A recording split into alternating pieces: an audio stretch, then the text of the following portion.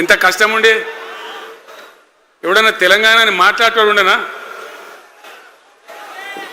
అసెంబ్లీలో అక్కడిక్కడ కాదు, అసెంబ్లీలో కూడా ఒక ఆయన పాపం ప్రణయ్ భాస్కర్ అని వరంగల్ ఎమ్మెల్యే ఉండే, ఏదో విషయంలో ఆయన మాట్లాడబోతే, తెలంగాణని మాట్లాడబోతే, తెలంగాణ గిలంగాణ జాంతానే మాట్లాడదా, ఏది అసెంబ్లీలో తెలంగాణ అనద్దు అని నిషేధం. అంత భయంకరమైన వివక్ష, అంత భయంకరమైన దాడి, మన భాష మీద దాడి, మన బతుకు మీద దాడి, మన నీళ్ళ మీద దాడి, మన ఉద్యోగాల మీద, మన వనరుల మీద, మన ఆస్తుల మీద మొత్తం దోపిడీ చేయడం తప్ప ఇక్కడి ప్రజలను బికారీలాగా వదిలిపెట్టినారు.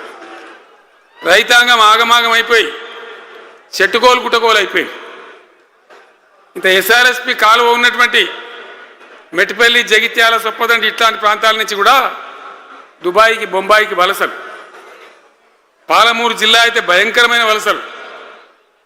ఎంతకు పోయింది తెలంగాణ అంటే, కొన్ని పార్టీలు సరే వాళ్ళు చేసింది మంచిదా చెడ్డదా పక్కకు పెడితే దుఃఖం వచ్చేది, బాధ కలిగేది, ఆవేశం రగిలేది. మహబూబ్నగర్ జిల్లాలో 100కి 90 మంది యువకులు వలస.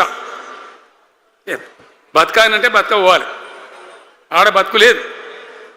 ఉన్న ముసలోళ్ళకు ముడిగోళ్ళకి ఇంత డబ్బులు వాళ్ళు పంపిస్తే కంట్రోల్ బియ్యం కొనుక్కొని తిని బతకాలి. అందులో కొంతమందికి అందకపోతే కొన్ని పార్టీల వాళ్ళు మేమేదో గొప్పతనం చేసామన్నట్టు గంజి కేంద్రాలు పెట్టేది. గంజి కేంద్రాలు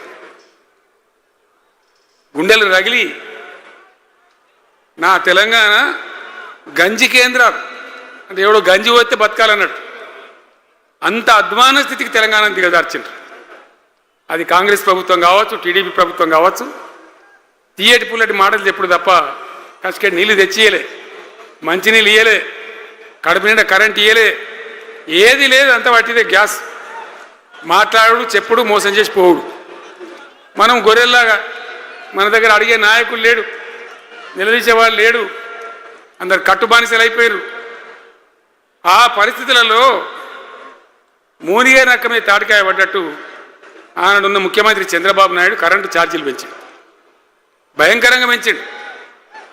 తెల్లారి నేను ఒక ఉత్తరం రాసిన, నీ కరెంటు ఛార్జీల పెంపుదల వాపసు తీసుకో, లేకపోతే ఈ సమైక్య రాష్ట్రంలో మాకు న్యాయం జరగదని నేను ఉద్యమానికి పోవాల్సి వస్తుంది, తెలంగాణ కోసం కొట్లాడాల్సి వస్తుందని చెప్పి రాష్ట్రం. ఆయన తీసుకోలే. కొంతమంది రైతులు పాపం పోరాటానికి వచ్చారు. మీరు కొత్త వాళ్ళు చూడకపోవచ్చు కానీ చాలా పాత వాళ్ళకి తెలుసు. పోరాటానికి హైదరాబాద్కి వస్తే నిరసన తెలపడానికి పట్టపగలు 11:30 గంటలకు బషీర్ బాగులో ఇష్టం ఉన్నట్టు విచ్చలవిడి కాల్పులు జరిపి చంపేస్తే 3 రైతులు అక్కడికక్కడనే ప్రాణాలకి చచ్చిపోయారు. ఆ తర్వాత నిర్ణయం తీసుకునేవిగా ఇక లాభం లేదు, ఎదురు తిరిగితే కూడా వీళ్ళు కాల్చి చంపుతున్నారు, జెండా ఎత్తడం ఒకటే తప్ప మార్గం లేదని చెప్పి ఆనాడు నేను తెలంగాణ ఉద్యమానికి శ్రీకారం చుట్టాను. ఎంబడ ఎవడు వచ్చినా సరే రాకున్నా సరే ప్రజలున్నారు, యువకులున్నారు, చూసుకుందాం దేకలేం అని చెప్పి బయలుదేరితే ఎక్కిరిచుడు, ఏ వీడు పక్కపేదడు కేసీఆర్ గారు ఎవడో బొడియోగి చంపేస్తాం అని ఒకడు మాట్లాడు, ఇది మగల పుట్టింది పుబ్బల పోతుంది ఇంకోడు మాట్లాడు, యాడికెళ్ళైతే హైదరాబాద్ తెలంగాణ వీడు దుకాణం పెట్టినది ఇంకోడు అనుడు, నానా రకాలుగా అవమానపరిచేటువంటి మాటలు మాట్లాడు. కానీ మొక్కవోని ధైర్యంతో, చిత్తశుద్ధితో బయలుదేరి పోరాటం చేస్తాం. ప్రజలు జమైతా పోయిను. మీ అందరికి తెలుసు, ఇదే జగిత్యాలకు నేను ఎన్నోసార్లు వచ్చిన, కోరుట్లకు ఎన్నోసార్లు వచ్చిన, చొప్పదండికి ఎన్నోసార్లు వచ్చినా తిరగని ఊరే లేదు, తిరగని మండలాలు లేవు.